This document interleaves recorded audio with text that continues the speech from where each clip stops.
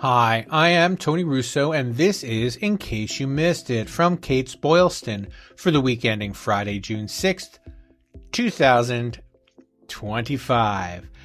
Tons of stuff in the upcoming show. There were two kind of competing or complementary think pieces that I want to tell you about, and Loop Biotech has finally launched in America. Carlton County, our friends in Minnesota, are still at it with their wacky anti-green burial shenanigans. And there is a great feature on Matthews and its plans for the future. We also have a couple of briefs, lots of other stuff I want to mention, and we will get to it right after this message from our friends and sponsors at Homesteaders Life. In a business built on trust, consistent financial strength speaks volumes. That's why I'm proud to share that AM Best has once again affirmed Homesteaders' financial strength with an A- excellent rating. Last year was a transformative one for our company, and AM Best affirmation tells us we're on the right track. As a mutual company owned by our policy owners, we remain laser focused on delivering dependable value, industry-leading support, and future-ready solutions to funeral professionals nationwide. Homesteaders is stronger than ever by every measure. Our partners rely on us for the long term, and it is critical that we execute at a high level today while aggressively planning for the future. Reach out to your Homesteaders account executive to hear more about how we are leading the profession in investing in tools and services that benefit funeral providers. Now, I have shouted out New Zealand before for its fantastic, I guess, national coverage of funeral news. I mean, it's a small place, so I guess it makes sense to make sure that the funeral industry is well covered. But there is a quasi-opinion piece in RNZ, and there's a link in the show notes. And the headline goes like this: Advocacy group calls for removal of funeral directors as cremation middlemen. And it goes on to talk about the different laws in New Zealand that prevent families from burying people without the intercession of a funeral director.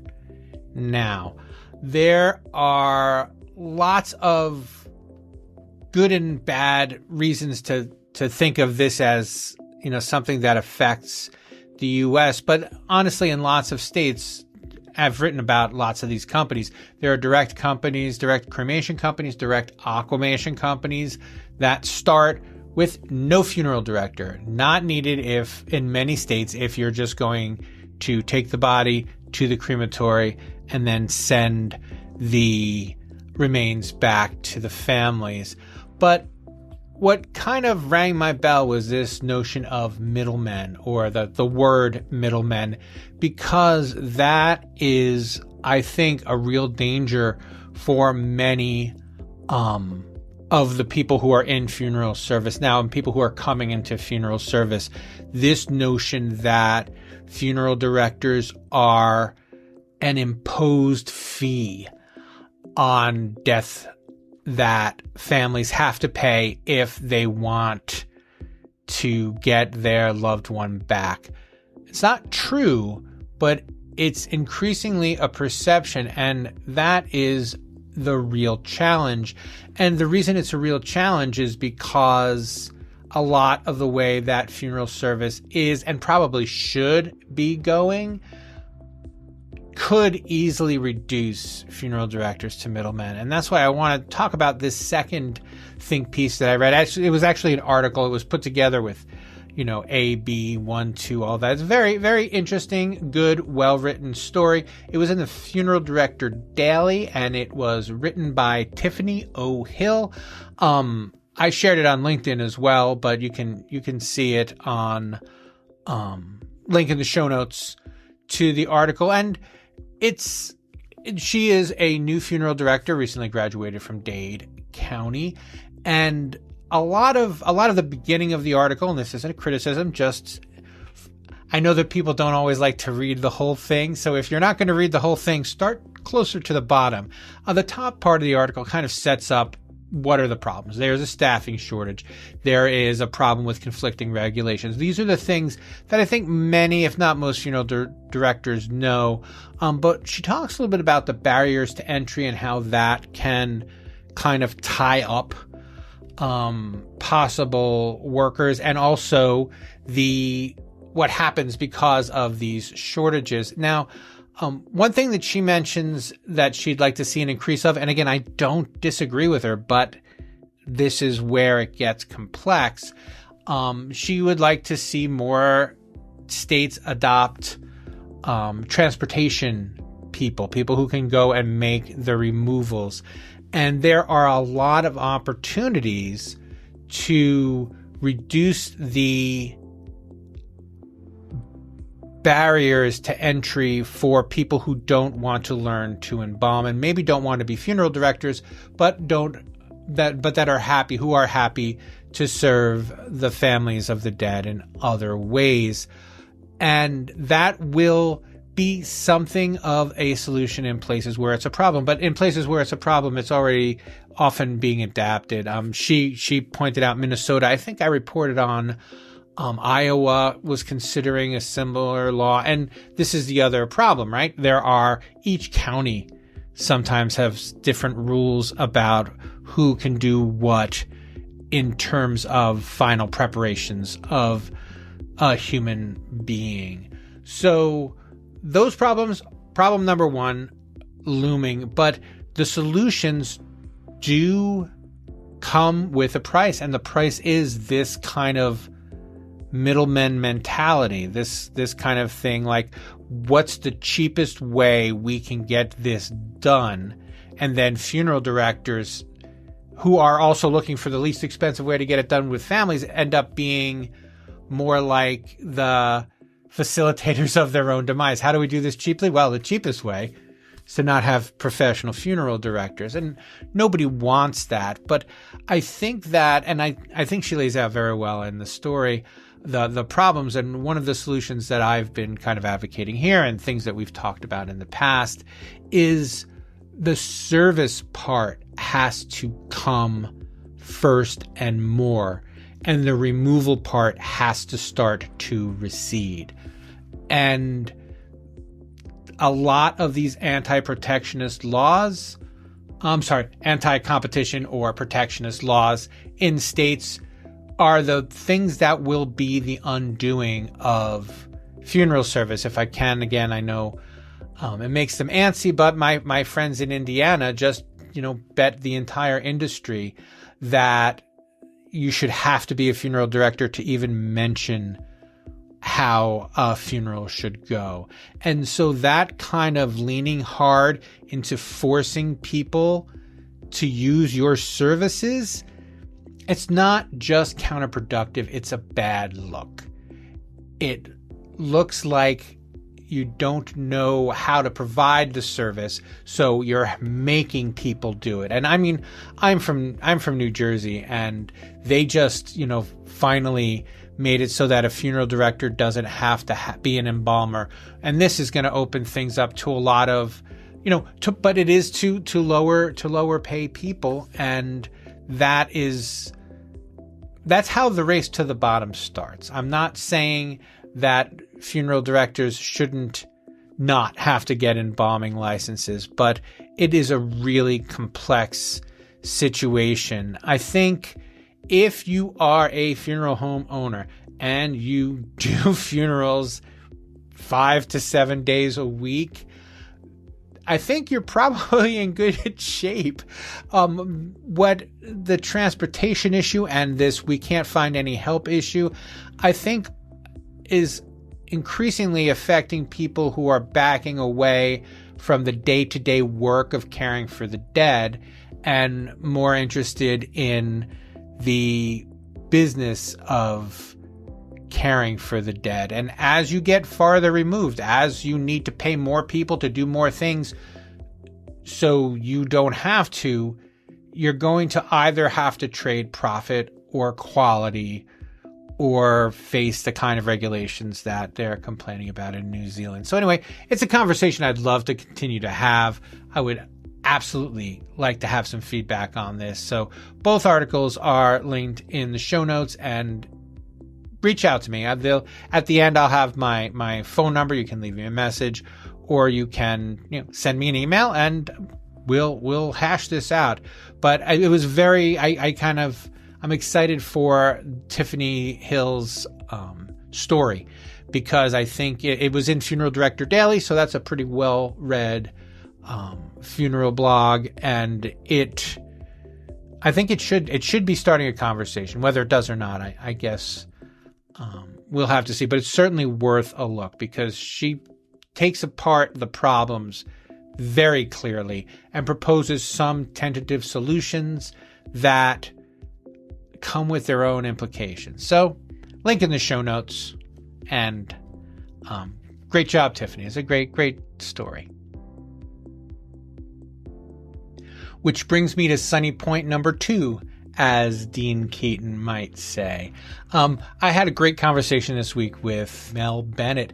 She is one of the founders of Life Forests, and one of their big missions is helping with indigent burials. And, I've covered the problem of indigent burials 1,000 times and unclaimed remains 1,000,000 times already. And that was one of the parts of the story that kind of convinced me the most to do a story. But the other thing that she's doing is she's speaking at the Funeral Consumer Alliance biennial conference, which is called The Cost of Goodbye: Confronting Funeral Poverty in Our Communities.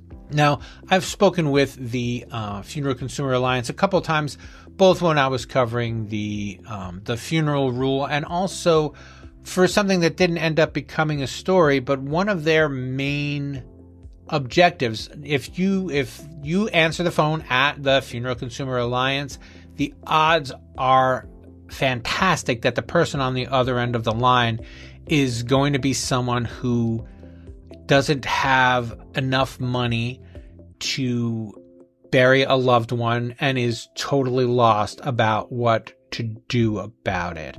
And that is most of the advice they give. And that is, I think, where a lot of their calls for transparency come from. I mean, I know that small town funeral directors particularly are going to get the occasional, hey, I cannot afford my funeral call, but this is more on like a national level, and they're always trying to find ways to make it easier for families who can't afford to have a funeral to make sure that they get a disposition befitting a human life for their loved one.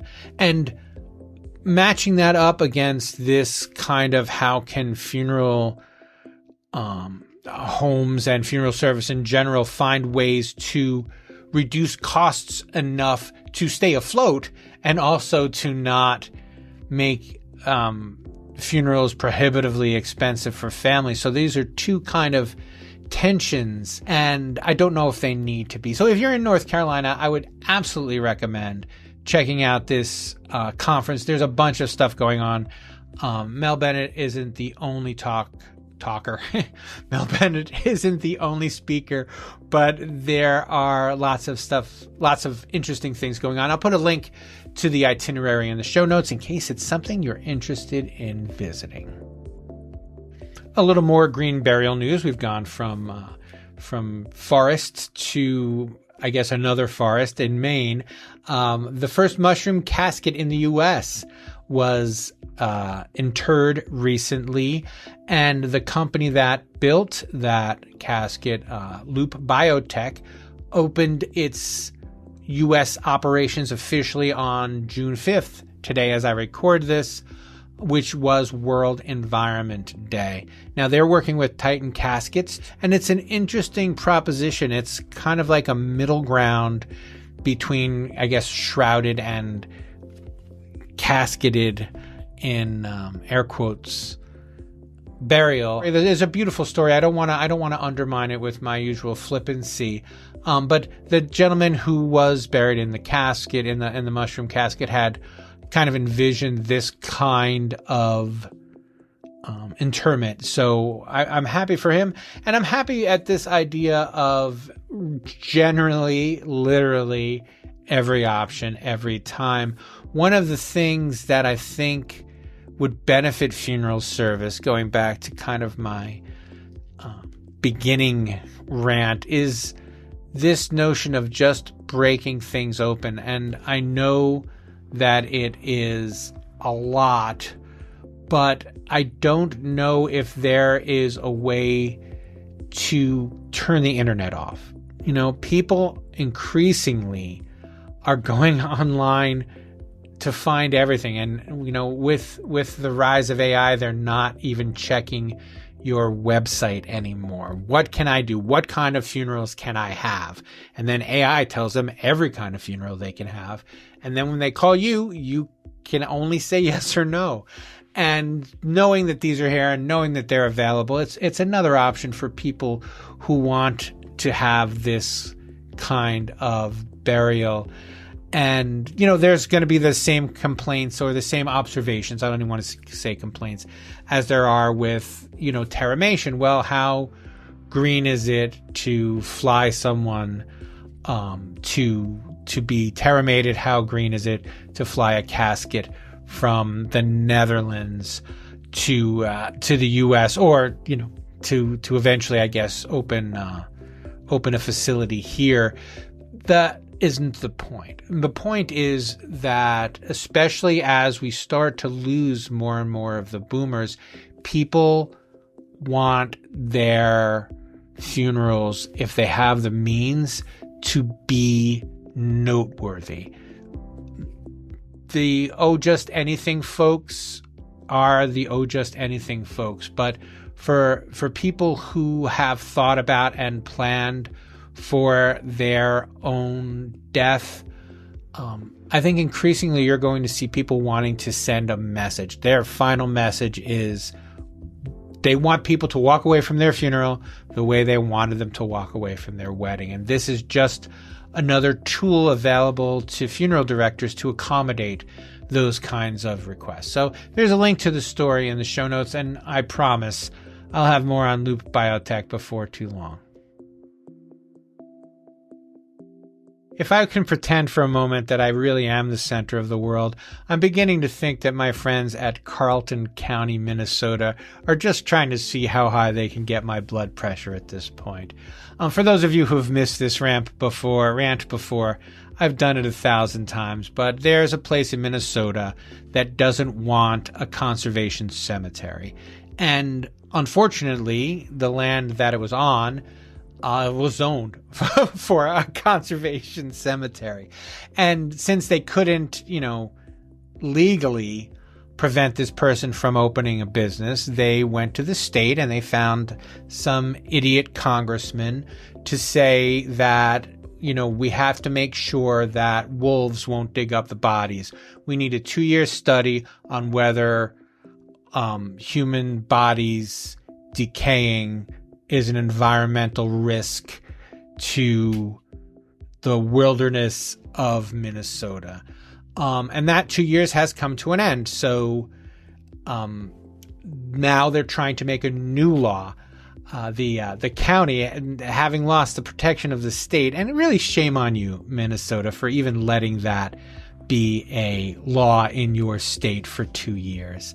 Shutting out a whole section of business just because of a couple of people in a very small town. Small-minded people in a small town have changed the laws in Minnesota, which, by the way, passed terramation. So it's shocking. It's just shocking that this is still going on. It's shocking that I'm still reporting on it. There's a link to the story in the show notes.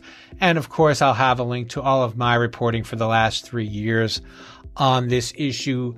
The upside, if there's an upside, is that finally the gentleman who's been having this fight for the last 3 years has stopped answering questions. And now I think that he's going to bring the county to court because they just keep breaking their own laws because they don't like the idea of a conservation cemetery in Minnesota. That's my rant for this month. I don't know how much longer until the next Carleton County rant. Hopefully 6 months, maybe never. Maybe they'll get sued and that will finally put an end to their shenanigans. Link in the show notes. And finally, speaking of stories that I've been covering for multiple years, there's a great feature in the Pittsburgh Post-Gazette, link in the show notes, that came from an interview with CEO Joseph Bortolesi of Matthews International. And it was a fun read. It's a great read. It's an easy read. And one of the things that came out of it, though, is that they see memorialization as almost kind of like an engine to help them build these other businesses, or to support them while they build these other businesses. And so far things have been going very well for Matthews. We reported on all of their earnings statements, and one of the people that had the Barrington Group, or Barrington, I think it's Barrington Group, who had been fighting with them when they lost the proxy fight, still doubled down on their investment. So there's a lot of belief in Matthews International and in its future. Memorialization hasn't been producing for them like it can, but they believe that it will. And one of the ways they believe that is because of the Dodge acquisition, which we reported on here. And I hope to have a follow-up story on that, because I think that is going to be a bigger deal than we think it is. But you should take a look at this story only because it shows you that Matthews has not in any way forgotten about memorialization. It clearly still believes in memorialization so much that it's leaning on it, not ignoring it. And that is, it's obviously an interview that would have made people a little bit more comfortable 6-8 months ago, but also maybe if they made this 6-8 months ago, the proxy fight would have gone worse. So anyway, link to that story in the show notes, and good luck to Matthews going forward. And that will do me for this time. In case you missed it, is a Kates-Boylston production. It was written and edited by me, Tony Russo.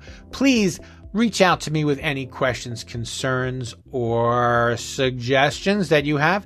You can call me and leave a message on 732-746-0233, extension 709. That is 732-746-0233, extension 709. You can also email me. There's a link in the show notes to all of these stories, and below those stories is a place where you can email me. I'd love to get the feedback. If you don't want me to tell your name or even that you wrote into me, that is fine, but I'm happy to respond to things either in public or in private. I'm always happy to know that you guys are listening. And that'll do us for this time. We will catch you next week.